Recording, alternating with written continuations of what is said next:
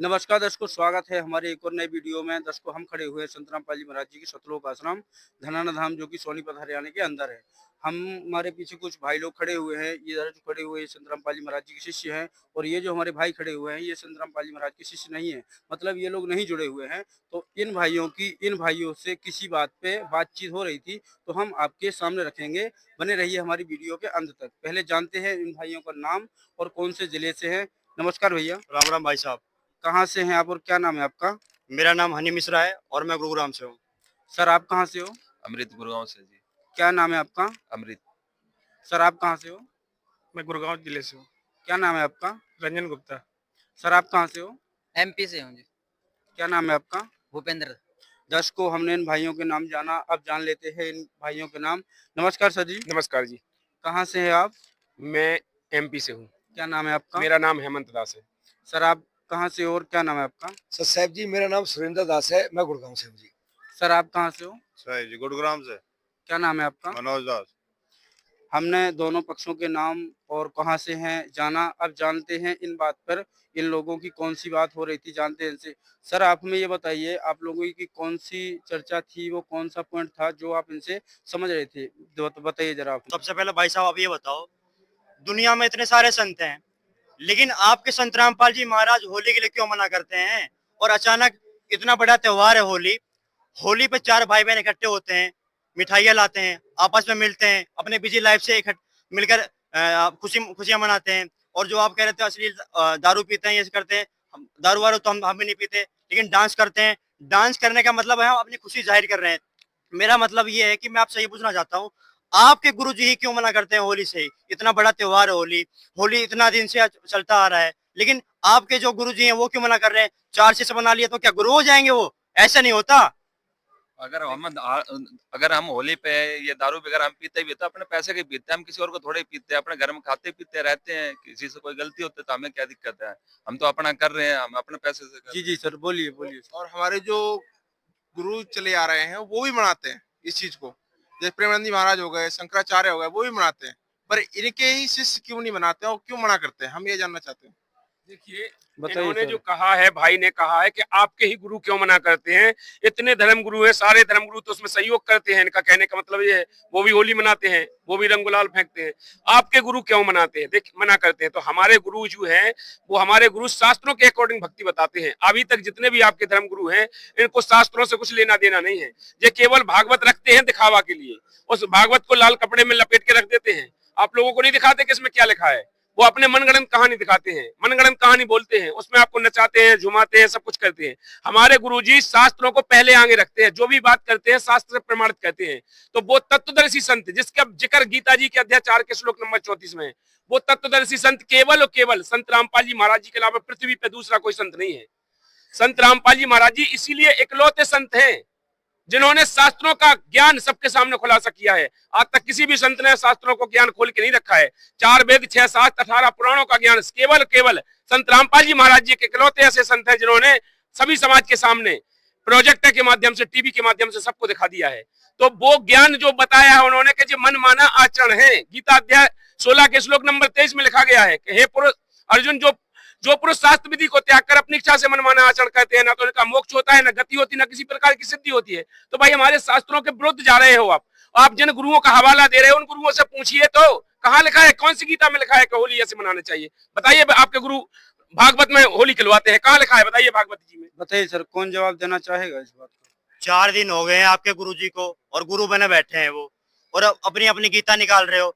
हमने तो पहले नहीं सुनी कि तत्वदर्शी ऐसे ऐसे होता है, ये श्लोक होते हैं। हमारे भी इतने बड़े बड़े गुरु हैं, राम रहीम हैं और भी बहुत सारे हैं, उनने तो नहीं बताई पहले। और आपके गुरुजी आके ऐसे बीच में बता देंगे तो हम क्या मान लेंगे? ऐसे नहीं मानेंगे हम। हमारे गुरुजी तो बलि भी चढ़वाते हैं और वो प्रसाद के रूप में हम सब खाते हैं। तो हम क्या गलती करते हैं? हम भगवान के प्रसाद खा रहे हैं। दारू भी हमारे भगवान देवी देवता को जी चढ़ता जी है। सर, बोलिए। और ये कहना क्या चाहते हैं, जो हमारे धर्म गुरु है क्या वो अशिक्षित हैं? जो अभी तक उनने ज्ञान दिया है क्या वो ज्ञान नहीं था? जो आज ये बता रहे हैं क्या ये ज्ञान है? हम जानना चाहते हैं इस चीज के बारे में। सर इनने सवाल निकाल के लाए हैं, कौन जवाब देना चाहेगा? देखिए, इन्होंने कहा है कि आपके ही गुरु क्यों बता रहे। मैंने बताया है ना कि वो तत्वदर्शी संत है। हमारी गीता जी हमारे गुरु जी ने थोड़ी लिख दी, गीता जी तो पहले से है। आप अपनी गीता जी में देख लीजिए ना, जो तत्वदर्शी संत का जिक्र किया है गीता जी में, उसके अनुसार उसकी पहचान भी बताई है। आपके धर्मगुरुओं अगर सही होती है तो हम मान जाएंगे ना। उसमें बताया है कि वो तत्वदर्शी संत होगा। गीता अध्याय 15 के श्लोक नंबर 1 से 4 तक उसकी पहचान बताई है। और मूलम अधः शाखम, इस संसार रूपी पीपल के पेड़ को जो जड़ से लेकर पत्ते तक बता देगा, वही तात्पर्य को जानने वाला होगा। आज तक कोई ऐसा तत्वदर्शी संत है आपके धर्मगुरुओं में? किसी ने बताया है? सृष्टि की रचना बताई है उसमें 15 16 में क्षर पुरुष, अक्षय पुरुष, 2 पुरुष बताए हुए हैं। उत्तम पुरुष तो अन्य परमात्मा इति उदाहरते। 15 के 17 में स्पष्ट कहा है कि वो परमात्मा कोई अन्य है। ये बताने वाले आपके गुरु हैं? इनने बताया है कभी? ये तो केवल कृष्ण जी तक इनकी बुद्धि टिकी है। वो भी इनको पता नहीं कि गीता बोली किसने है। इनको ये भी पता नहीं तत्वदर्शी संत कौन होता है, कैसे होता है। तो हम जो बता रहे हैं, हमारे गुरुजी ने हमको बताया है ना प्रमाण करके। गीता जी तो पहले से थी, वेद तो पहले से थे। आपके धर्मगुरुओं ने नहीं बताई तो आपकी गलती है कि आपके धर्मगुरुओं की गलती है?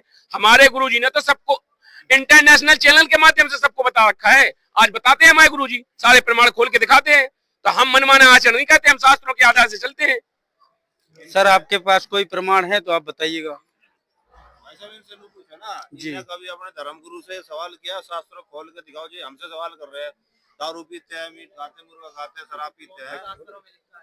सर इन्होंने कभी सवाल अपने धर्मगुरु से पूछा है क्या कि किस शास्त्र में लिख रही है कि दारू पियो होली पे, किस शास्त्र में लिख रही है कि मांस खाओ?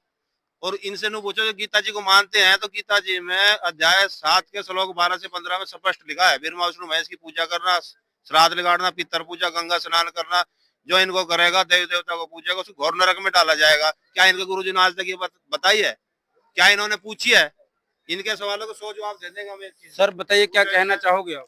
ऐसा है भाई साहब, गीता में मना भी तो नहीं किया है कि शराब नहीं पीना है, मांस नहीं खाना है। कहाँ लिखा है गीता में? अभी आपने गीता जी पढ़ी है? बताइए। हमारे गुरुजी पढ़ाते हैं। कभी गीता जी पढ़ी है? हाँ पढ़ाते हैं। उसको बताओ। और किसी ने आज तक टीवी पढ़ के दिखाई? जो संत रामपाल जी महाराज खुल के सारे शास्त्र पढ़ के दिखा रहे, तत्वदर्शी संत गुरु जी कहते हैं मैं इसलिए आया हूँ, अगर ये नकली तुम्हें पार उतार देते तो मुझे आने की क्या जरूरत है, मुझे क्या जूत बजाने की जरूरत थी नकली हो सर, मैं क्यों जेल में बैठता? अगर इतने इनके सफल धर्म गुरु है तो गीता अनुसार किसी भी शास्त्र जो हो रहा है, धर्म जो माने जा रहे हैं, जो कि अलाउड नहीं है, और उनको तुमसे करवाया जा रहा है। क्यों करवाया जा रहा है? नकली है, इनको दुकानदारी चलानी है। इनको किसी से मतलब नहीं है, धर्म से, त्योहार से, किसी के मोक्ष से कोई लेना देना नहीं है। इन्हें अपनी दुकानदारी चलानी है और इन्हें जीवों को काल के नरक में धकेलना है। जितने भी धर्मगुरु संत रामपाल जी महाराज छोड़ के सारे काल के हैं, पक्के काल के दूत है, सबको उसमें धकेलेंगे। महाभारत में भी प्रमाण दे रखा है इस चीज का। बताइए सर। ऐसा है भाई साहब, धीरेन्द्र शास्त्री के है ना लाखों फॉलोवर्स है। क्या वो अनपढ़ है? अनपढ़ गवार है, वो पढ़े लिखे नहीं है। उसमें भी बड़े बड़े इंजीनियर, डॉक्टर सब जुड़ रहे हैं। इंजीनियर डॉक्टर जुड़ रहे हैं, ठीक है, अच्छा है। शास्त्र पढ़ा कभी इंजीनियर डॉक्टरों ने? नियम हमारे गुरुजी ने 35-36 नियम बता रखे हैं। क्या उनके धर्म गुरु के जो एक भी ऐसे नियम बताते जो हमारे गुरुजी ने बताए? सूरमा का काम है यहाँ सतभक्ति करना, कबीर के मार्ग में चलना। भीड़ करने से कुछ नहीं होती। भीड़ तो फिल्म स्टार के पास भी होती है, वेश्या के पास भी होती है। भीड़ का कोई वैल्यू थोड़ी है। शास्त्र को पढ़ के आगे चलो।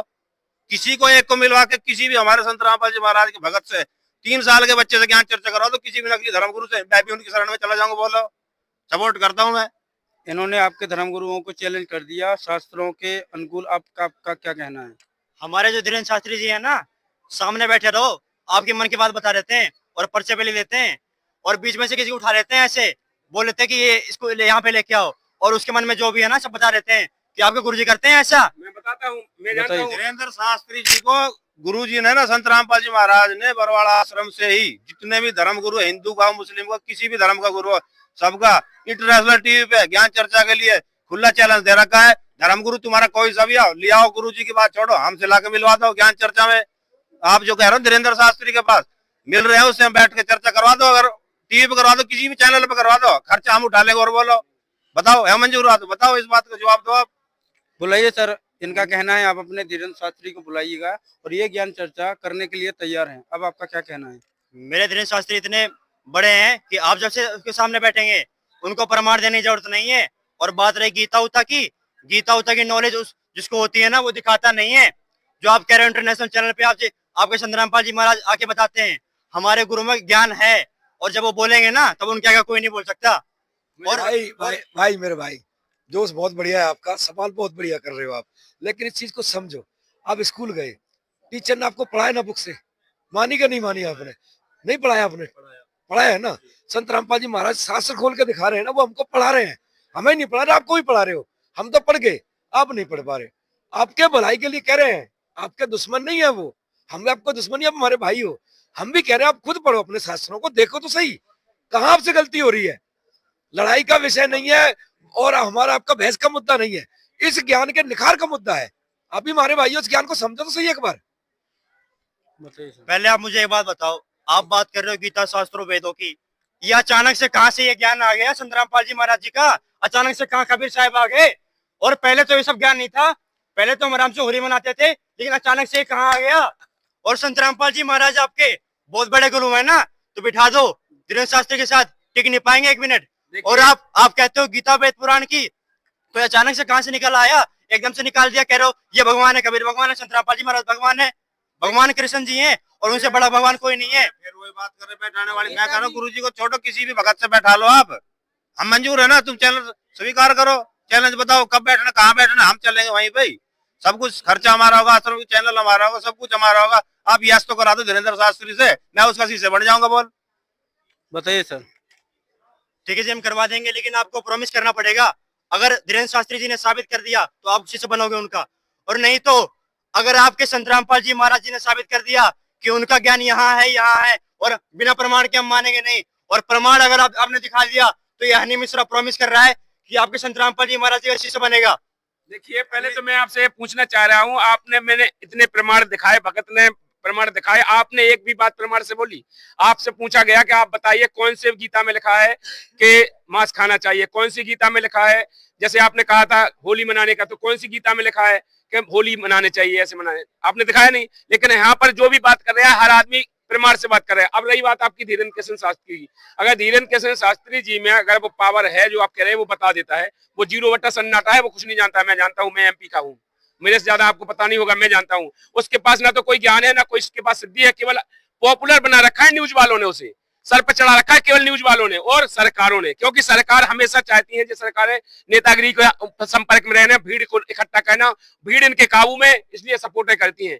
मैं बताता हूँ, संत रामपाल जी महाराज जी के शरण में जितने आते हैं, जो सब ज्ञान से आते हैं। वहां पर जितने, अभी उसने रैली निकाली थी, आपने नहीं देखा, मैंने देखा है, उसने बागेश्वर धाम से ओरछा तक रैली निकाली थी पैदल यात्रा में। उसने कहा था कि जात पात की करो विदाई, हम सब हिंदू भाई भाई। मैं कह रहा हूँ वो जाके एक चमार की लड़की से शादी कर ले, मैं मान जाऊंगा कि ये भाई भाई सही बोल रहा है। इसके बाद उसने तुरंत जाकर के, जब लोगों ने उसके कमेंट किया कि भाई तूने जात पात खत्म की है, तो तू किसी चमार के साथ बैठ के खाना खाएगा? अरे भाई, मैं खाना आना नहीं खाऊंगा, मेरा बेटी ब्याह नहीं करूंगा। मैं तो इसलिए बोला कि आदमी एकता बन जाए, एकता बन जाएगा उसके कहने से। बताइए बना?